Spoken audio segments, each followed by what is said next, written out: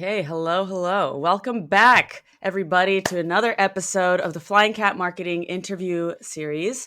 Today, I have Steffen Hedebrandt from Dreamdata, which is an attribution software to help us understand the ROI of marketing efforts that you do, basically. And today, we're going to talk about how to see ROI from content and SEO. Welcome, Steffen. How's it going? Thank you so much, Maeva. It's going pretty good. Summer's approaching, and I'm getting a kid soon, as I just told you before. So Yeah, really trying two to wrap up weeks. the work task as soon as I can. So are you working super long days to try to get everything done? No, I'm not. It's also summer, so things Yeah. are a little bit more slow than usually. But Yeah. just want to get that one extra task in there before I have to Yes. have to be out. How do you feel about your team taking over for you while you're away? um, Pretty good, but it's always there's this detail that I would have done different, and Yeah. I think that's Yeah. just you're always engaged as a partner of the company that you want to get the best out of every situation, and but it's also Definitely. sometimes you need to step away and do not try to micro manage everything. Exactly. Yeah, you step away and then you quickly find out what was broken that you could actually fix so that next time you just make your team more independent each time. Yeah, and like if you were to think about like leadership, if people are not behaving the way you want them to do when you're away, maybe it's because you didn't set everything up in the right place while you were there. Yeah, exactly. Well, good luck on your second child. I hope everything Yeah, goes thank you. amazingly. Hope you get a little bit of sleep. Yeah, Um, I'll just drink more coffee. so let's talk about seeing ROI from content. I think this is such an important topic, one that's really important to me as well. Yeah, And also attribution is such a hot topic. There's people saying you can't really attribute because it's dark social.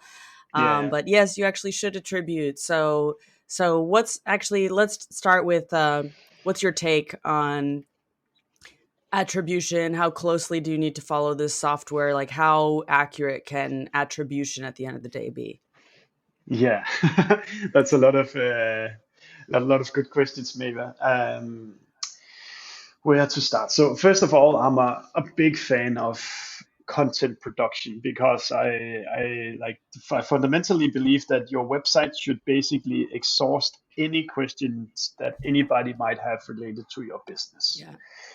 Because like, why would you want to gate an answer behind a salesperson if you can just make it available for people on the website? So when they come to you, they're much more educated and mature in their thinking around your product. So first of all, very much a proponent for making a lot of content. Then, secondly, I would say challenges I've faced myself in the past have been to set up big content production teams or like hire a lot of people to produce content, and there the question or the challenges sometimes comes from the organization when you have no proof besides organic traffic going up and vanity stuff like Yeah. href ranks or something like that has improved, that it can be a little bit hard to defend to the CFO, to the CEO Yeah. or whoever you report to, that it's we need to keep doing this. Like in my last company before here, I set up from 1 year to the next. I got a headcount of 4 people to just produce content, and I could show the organization, hey, look at our rankings, look at our Google organic search went up, but yeah, but how much revenue comes out of this? And Yeah. then you start to think about, okay, what can I do to show that it's valuable? And I think first of all, it's impossible to like one to one describe the value of content because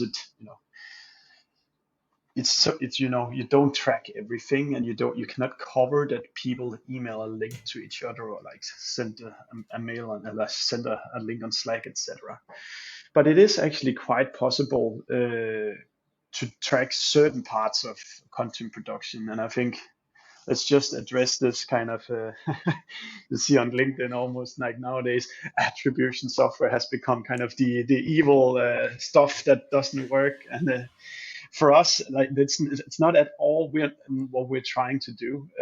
So we're just trying to be your go-to-market data platform. And what that means is that we want to take any digital touch that you have available and present that to you in an easy understandable form. So whether it's a meeting that an AE had, or whether it's a mail that was sent through an automation system, or a visit to a piece of content on the website, we just want to line all of it up on a timeline and show you this is the data you do have available. So there's no magic at all. It's your own first party collected data. This is the timeline. And the problem right now that we are trying to solve for is that all of this it's stuck in silos and you have no clue what's going on. Yeah. Then you can, when you do have all those touches lined up, it's interesting to start looking at what pieces of content do people organically Google for, and then end up becoming either a sales pipeline or maybe at best, deals that you win. Mm-hmm. And then there's certain articles that consistently show up, or like URLs that people read and then go on to become sales pipeline. Now, we're not saying that we're capturing 100% of those visits and connected to revenue, but at least this is the statistical proof we have available for you, which should instruct you. It's probably a good idea to make more of this type of content, and this type of content rarely becomes a sales pipeline. So let's not spend our resources producing those. Yeah. Do you think so? I've found some, I don't want to say backlash, but just,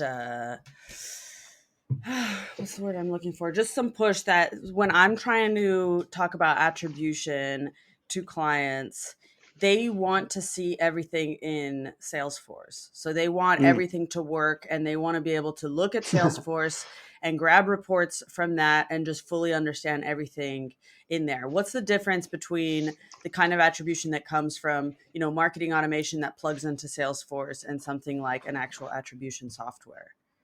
Yeah, and again, let's. So the CRM system, they typically have this original source challenge, because the CRM systems only track when you have a conversion. So that means that, at least for us, when we have a demo call booked, there's 4 sessions. The first session would typically be like a click on an ad, or like some organic search, or a referral from somewhere. Then the next time it would be maybe an organic Google, where they just hit the front page because they Googled the brand.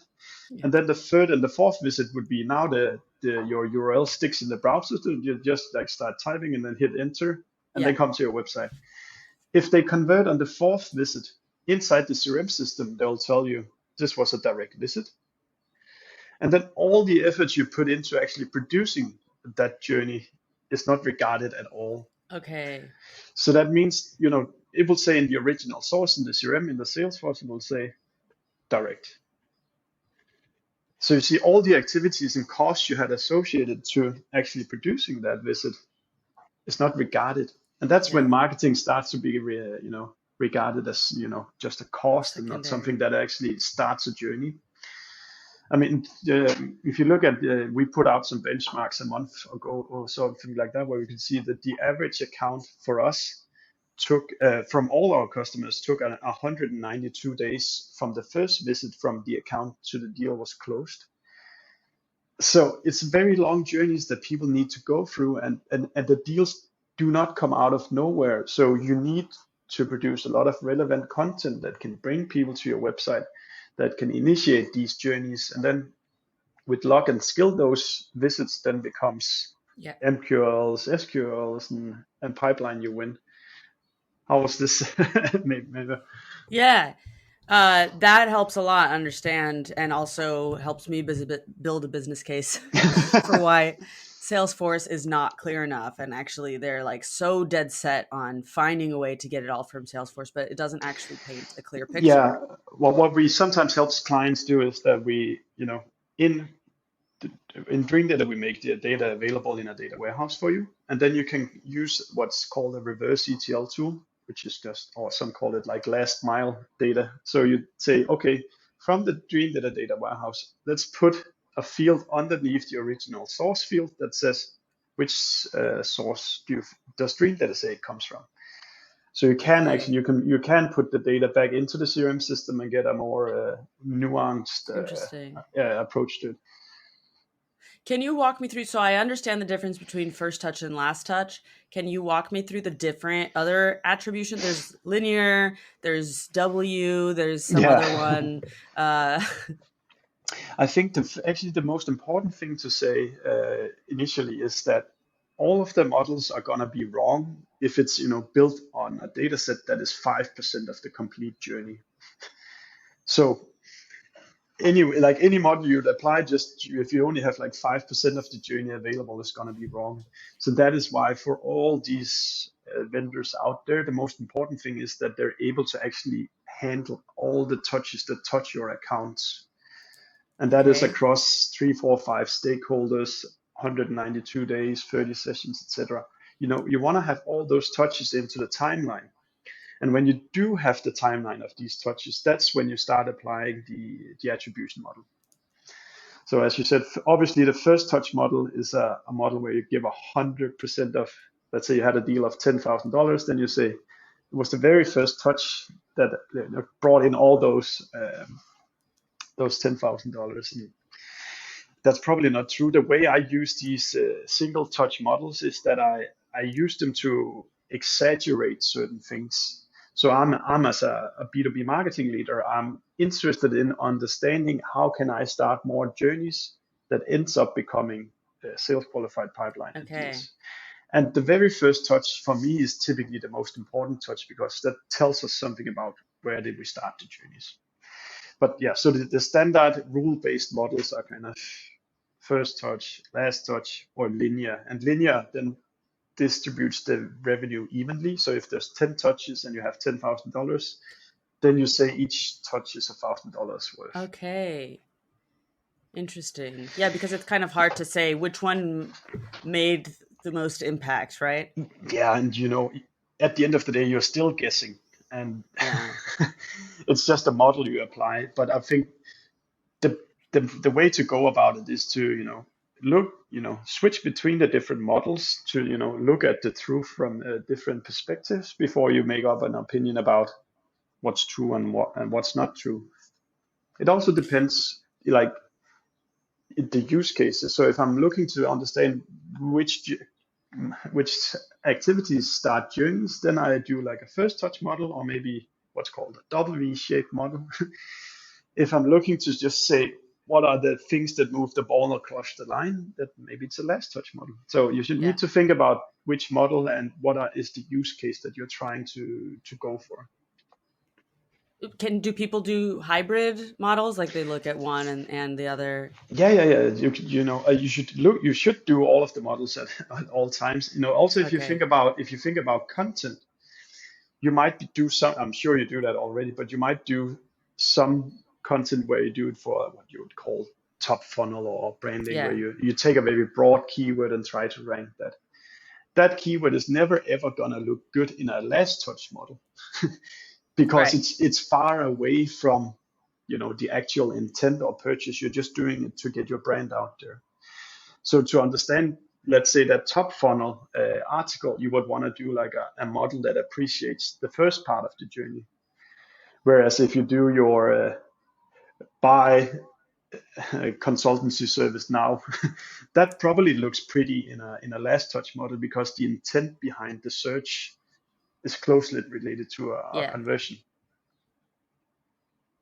Makes sense. So you have done, you've learned a lot using your own tool on your own company. Yeah. So if we're talking content, what are the biggest discoveries that you've made? Okay, 2 or 3 things.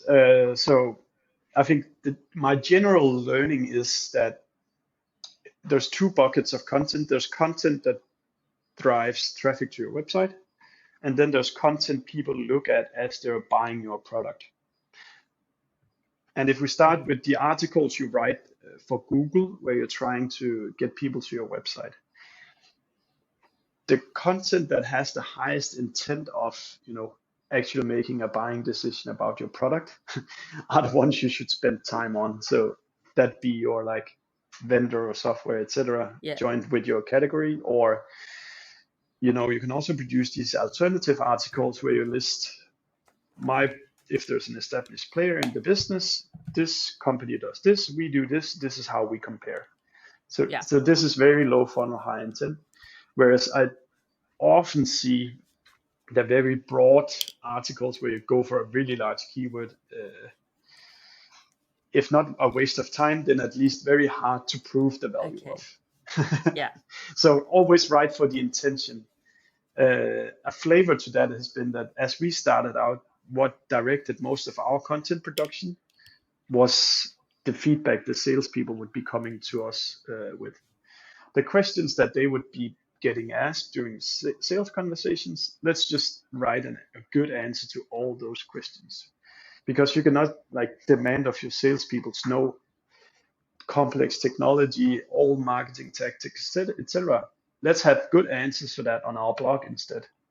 Because then the salespeople just need to know there is a blog post and he can say, we have a good answer for that, I'll send you that later.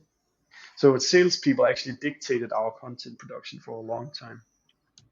Oh, really? Okay, so but that's not always distributable via search. No, and so you have to make sure they're actually going to use it.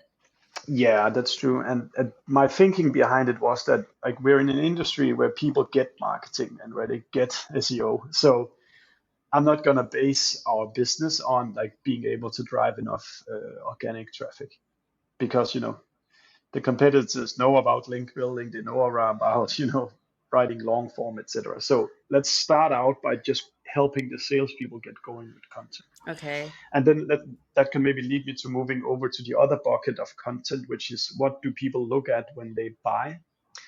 And maybe just to do an intro of why I'm saying this, is that with Dreamdata, we track every single session and every URL that any user looks at. And that we also have available on a company level. So we can say when an account is closed won, we can go back and look at all the URLs that was looked at all. Okay. And then there's typically a mismatch between the URLs that they enter from and the ones that you actually look at when you buy. And I can give you a couple of anecdotes of what's important for our website. Yeah, Our about page is important. That's kind of a page you just like look at once a year. But actually, when you're making a buying decision, you actually want to validate, can I trust these guys? Our integration page is super important. Makes sense, but it's also a page you kind of, let's just write some names here and then move on. And then we also saw our community page, which is just a small link that leads to our Slack channel, was typically quite present as well, which we never ever thought about. But it's when you start looking at the URLs that accounts that buy look at, then it's different from where they enter. Yeah. And then the funny one is the 404 page. If you do trigger that one, it's actually quite likely that you're in a buying process. Really? and I guess it's because if you find a 404 page on our website, which is hard to find, then it actually correlates with you being closed won at a later point. That's so funny. Is it because people are just trying to find more information more actively? That's my hypothesis, at least, that, because you look at so many pages, at some point you're going to hit 404, and that's actually a good lead scoring model for you being close to, to a sales conversation. What can you do with that kind of information? So first of all, you can look at, so for example, the about page, you make that a lot more trustworthy, a lot more prettier. Make sure the integration page is constantly updated. It basically highlights the most important content assets you have and the ones you should invest the most time in keeping stellar. And once you're satisfied with those pages, then you can move on to produce those pages that drive new demand. So let's say your integration page hasn't been updated a year, but you've added 5 or 10 new integrations. By listing those on the integration page, you most likely will be able to close more revenue. Okay. But do you see the distinction between like the content that starts the journeys and then what you look at when you buy? Is there anything else that you learned, as in pages you thought would drive a lot of revenue, but maybe didn't? Yeah, and then there's typically a big mismatch between the ones. I'll give you an example. So we have a bug bounty program on our website. So people would be Googling for finding a bug bounty program. And if I were just to look at the conversions that this page has, it actually converts quite nice, but it's because it's irrelevant people to our business who are just, looking for bug bounty programs and then converting. So in an MQL world, they look great because it's a sign up to the product or like a booking a demo call, but they're never ever present, when you look at sales qualified or won Yeah. deals. So you want to look at it from both angles. Where do people start journeys from? And do they actually progress down through the sales funnel? And if they only, convert to a very early stage, well, then you probably don't want to spend a lot of content resources on continuing to produce content like this. That's a very interesting point, and it's so important to look at this because I think that, especially in SEO, and this is something I'm always saying, we're looking at KPIs that don't paint the whole picture. So many Yeah, people tell SEOs, we want traffic, grow brand awareness, yeah, and grow rankings. And yeah, brand awareness is very important. It's really good to have that, a recognizable brand when you get into the conversation. But if you're only looking at those KPIs, it changes the way that you're creating the content, and it changes the kind of content that you choose because exactly. yeah, you don't know what the end result is going to be, and you might not even care if that's not your KPI. Yeah, exactly. And I think maybe I think I would say a fair way to look at it would be maybe of those, if you produce content that converts a lot, you need to apply like a quality measure for that at least. The emails that we do collect from this organic piece, do they somewhat fit the ideal customer profile that we are trying to attract with these? And if all of them are like private emails or like never ever becoming demo calls or deals, etc., then it's not the content you wanna like. Yeah. The salespeople would get pissed off if you tell them to keep calling these guys. What do you do with that content then if you're just getting a bunch? I mean, do you get rid of it? Yeah, you're probably more the expert here, maybe, of whether you should do it or not. But you can say, in some sense, it doesn't hurt. It gets you brand awareness if you want, but it does fill your retargeting cookies with low quality stuff that you then pay to retarget. So Yeah. maybe you want to exclude this one from your retargeting audience, not to waste money on people who are clearly not looking to buy something that you do. Yeah. Um, is there so this is a good place I think to close off our conversation, but I just want to have one more one more question Yeah, is like I'm sure that in your space in attribution with everything that's going on LinkedIn right now, you probably want to like shake some people and say, listen, yeah. it's not like that. So if you could just get them to understand something, I, what would you want them to understand? uh, I guess we tried on our blog. We like a huge respect to the Refine Labs guys, and they put up a lot of great content. But we tried what they say about self-reported attribution, and we ran it for 100 book demo calls. And our conclusions was that one, first of all, a good self-reported answer is a bit of a unicorn. People don't fill in directional, like long form writing into Yeah. those fields. That's one problem. So you need a lot of conversions to get any direction out of it. Um, Secondly, people don't understand how they got into your funnel, or they don't remember. Yeah. So we took those conversions. I mean, we compared the self-reported answer to what it says in Dreamdata, and it would be people who had been part of, who've been on our website a lot of times before they converted. So they didn't recall what was actually the real first touch compared to what Yeah. Of course, it means, like, if you write podcast or content or something like that, it means that a certain piece of content made a big impression, but it was actually not how we got funneled into your customer journey. And then I think that what you know I was mostly disappointed about this kind of self-reported attribution was that it's not directional. It's not, it's how do you make cost decisions about somebody who Mm-hmm. reports Google? Well, was it a Google ad? Was it organic? Yeah. Which campaign was it? Etc. But it's not to say. I think it's and you should do both situations. So quantitative analysis gives you something, and then qualitative gives you something else. Yeah. And like at the end of the day, we're not trying to say we do magic. We're just trying to say we'll take all the information that you have first party collected inside of your company and we'll make it available for you. We're not saying it's Yeah. 100% of everything that's going on. It's not the whole picture, but it's at least making the information available that you do have available.